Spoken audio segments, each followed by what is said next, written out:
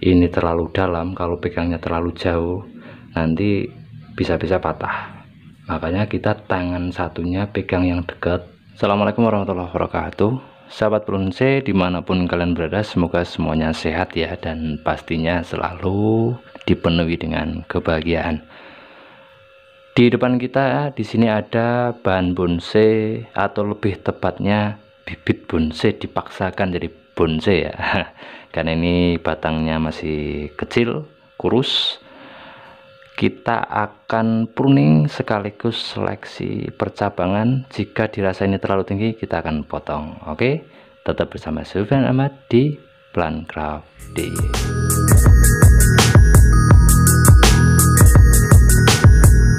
Kalau kita lihat di sini, ini memang batangnya lurus ya, karena ini 1 tahun di dalam pot dan mungkin kurang nutrisi juga, kemudian sinarnya terlalu kurang juga karena di bawah pohon kaliandra ya, di bawah pohon kaliandra Sulima Raja ada beberapa yang mati ranting. Ini 1 ya, mati. Dan kalau kita lihat lebih dekat lagi ya, ini ada kawat-kawat yang sudah termakan oleh kulit. Saatnya kita lepas, tapi terlebih dahulu kita akan pruning. Gunanya pruning apa? Iya, gunanya pruning untuk mempermudah bagaimana cara kita melepas kawat dan juga melihat percabangan ini atau melihat gerak dasar ini. Oke, yuk kita akan pruning terlebih dahulu.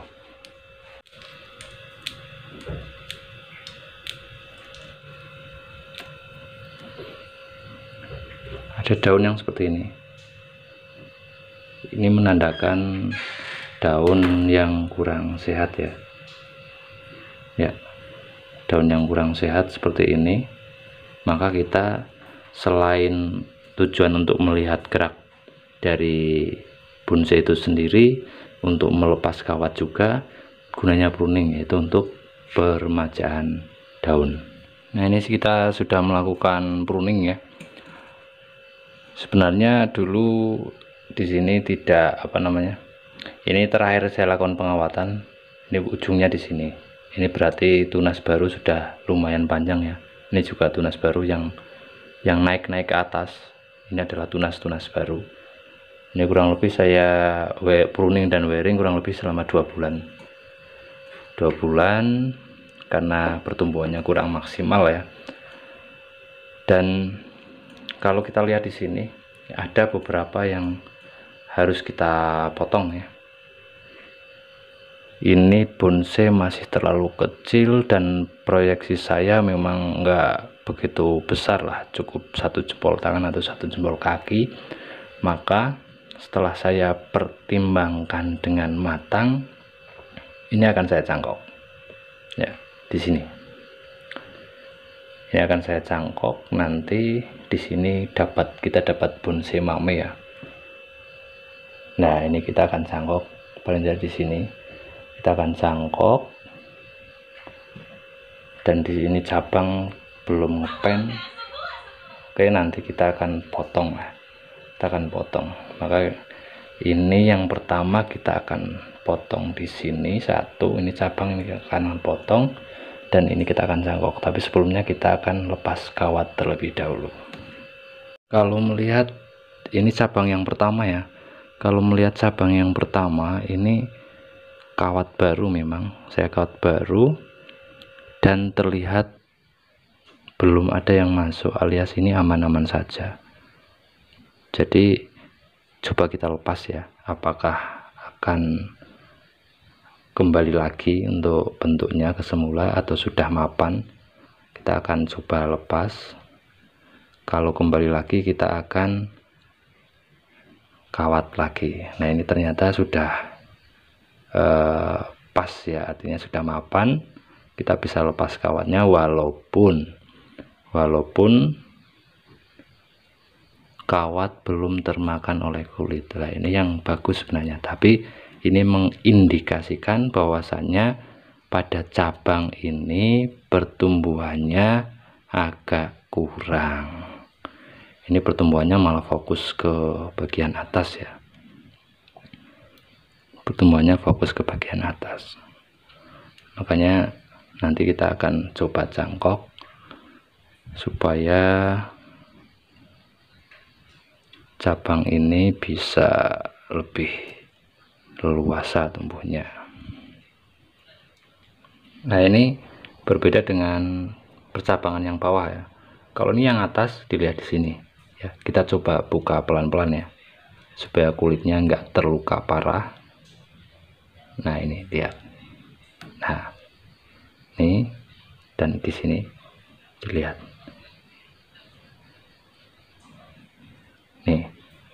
Ini kelihatan sekali. Ini pertumbuhannya bagus, sudah termakan kulit. Ini juga sama. Cara membuka kawat ya, tangan satu pegang erat seperti ini. Kalau sudah seperti ini ya, kalau sudah termakan sekali, kita pegang erat. Yang satu, yang satunya sambil pegang kawatnya. Ini pelan. Jangan pegangnya jangan di sini ya. Nanti bisa-bisa kalau misalkan ini terlalu dalam, kalau pegangnya terlalu jauh, nanti bisa-bisa patah. Makanya kita tangan satunya pegang yang dekat. Nah, bertahap seperti ini ya. Kalau sudah seperti ini baru pindah tangannya. Nah, ini lihat. Ini kan lukanya parah sekali ya. Lukanya parah sekali. Nah, cara mengatasi luka yang parah seperti ini berarti ada cabang yang harus kita los. Misalkan ini ya, cabang harus kita los supaya nanti pertumbuhannya maksimal dan lukanya cepat tertutup. Misalkan kalau yang ini pengen menumbuhkan yang ini, jangan dulu dipotong, walaupun ini bisa menjadi terusannya ya, tapi lebih cepat lagi kalau cabang ini, yang ini ya, ini tidak dipotong. Ketika ini tumbuh subur, maka ini luka cepat sekali sembuh ya, cepat sekali menutup. Ini juga dulu bekas luka yang teramat dalam juga ya. Ini juga sama, lama kelamaan juga akan tumbuh, tergantung dari tingkat kesuburan pohon itu sendiri ya. Sudah terlepas semua kawatnya ya, sudah terlepas semua kawatnya. Saatnya kita akan mencangkok di sini ya, tepat di sini. Ini kalau misalkan ya, misalkan nanti kita cangkok di sini, ini kita butuhkan enggak ya, kita butuhkan atau kita butuhkan yang ini ya. Kita cangkok di sini aja ya, kita cangkok di sini. Nanti ini akan jadi mahkota bagi bonsai yang bawah ya. Ini cabang pertama, ini mahkotanya, dan ini akan jadi bahan bonsai mame ya. Kurang lebih ini kurang lebih 10 cm bisa ya, paling cuma 10 cm. Kita akan buat 10 cm saja kalau yang ini. Nanti seiring berjalan waktu ini kita akan potong biar ini jadi terusan cabangnya. Oke, kita akan cangkok di sekitaran sini. Kira-kira segini untuk calon tumbuh akarnya di sini. Nanti kita akan kupas saja.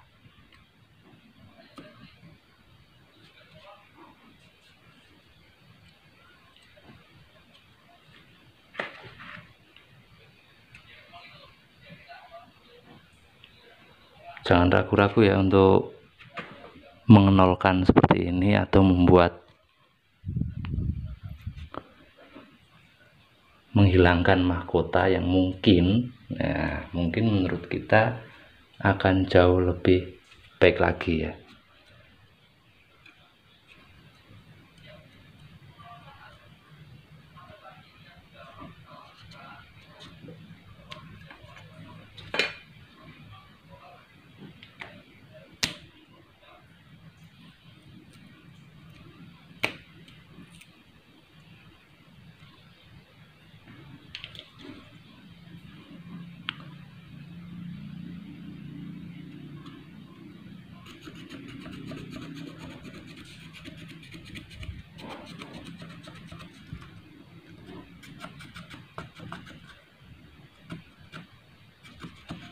tetap kita kerat ya, biar kambiumnya ini tidak menyalurkan makanan dari kulit luar, tapi tetap ada cadangan makanan ya, tetap ada makanan yang jalan ke atas tapi lewat pembuluh bagian dalam. Yang lulusan biologi ya, pembuluh bagian dalam dan pembuluh bagian luar, ada floem dan xilem. Kalau tidak salah ya, mohon dikoreksi. Jadi kalau kita nyangkok di sini, makanan akan tetap jalan dari pembuluh bagian dalam. Kalau prinsip kerjanya pakai kapilaritas ya, ada air makanan dari bawah sampai ke atas ya. Tetap kita pakai apa ini ya, bawang merah. Bawang merah sebagai zat perangsang tumbuh yang pasti mengandung vitamin B1. Seperti biasa kita oleskan di bagian sini ya, karena yang kita harapkan tumbuh akar kan di sini. Kita oleskan.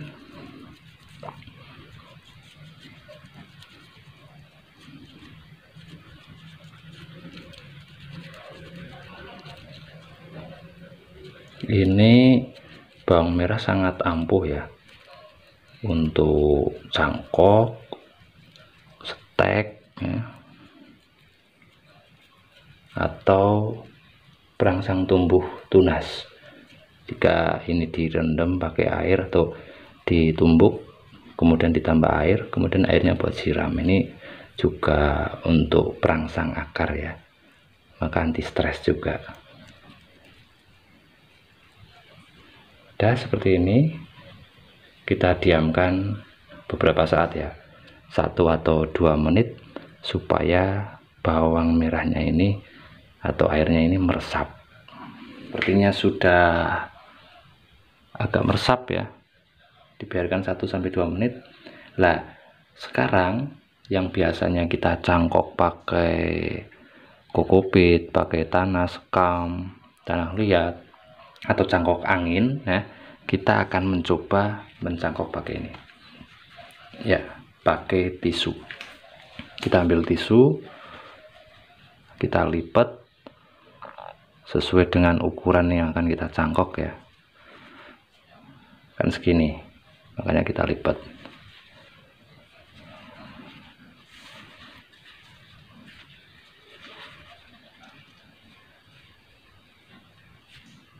Ya, sudah kita lipat, kita putar, kita balut. Nah,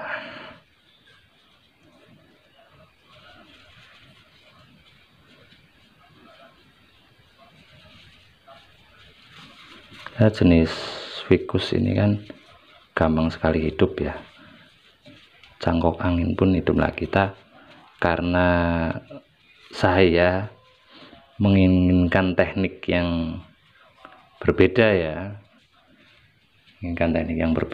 kita pakai cangkok, pakai media tisu, ya nggak ada salahnya. Kita akan praktekkan ya,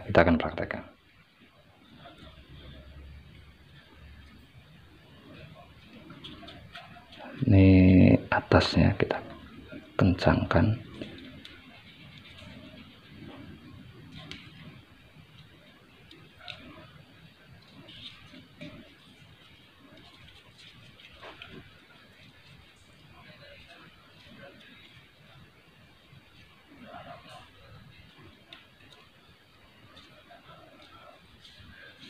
Ya, setelah itu kita siram.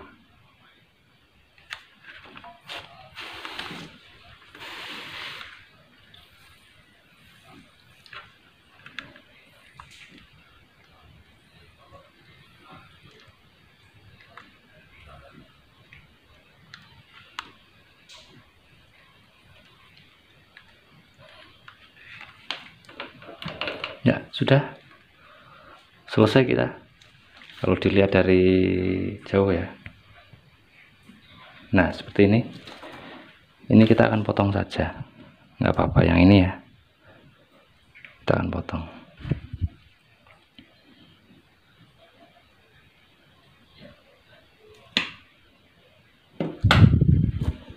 Ya.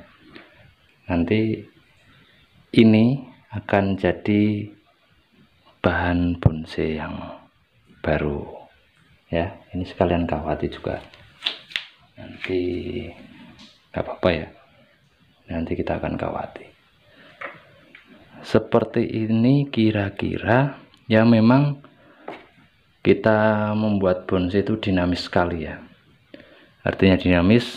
Konsep awal kita membuat seperti ini, kemudian ada salah satu yang mungkin mati ranting atau terlalu tinggi, atau seiring berjalannya waktu ilmu kita bertambah, belajar dari pengalaman teman-teman kita, belajar dari grup-grup komunitas yang kita gabung seperti itu, maka akan berubah juga. Makanya dinamis. Seorang master pun ketika mendapatkan sebuah bonsai atau membentuk dari awal, konsepnya pun bisa berubah ya. Bahkan kita sebagai para pemula, makanya kita sebagai para pemula harus tetap semangat dalam belajar membentuk sebuah bonsai yang pasti tetap jaga kelestarian alam kita. Oke, seperti itu dulu untuk pembentukan bahan bonsai elegan ini, dari mulai proses pruning bonsai beringin elegan, proses pelepasan kawat bonsai beringin elegan, ataupun kita cangkok pada bahan bonsai beringin elegan sehingga nanti menghasilkan mame bonsai beringin elegan ini. Oke, sebelumnya mohon maaf dan semoga bermanfaat. Sampai ketemu lagi di video selanjutnya. Assalamualaikum warahmatullahi wabarakatuh.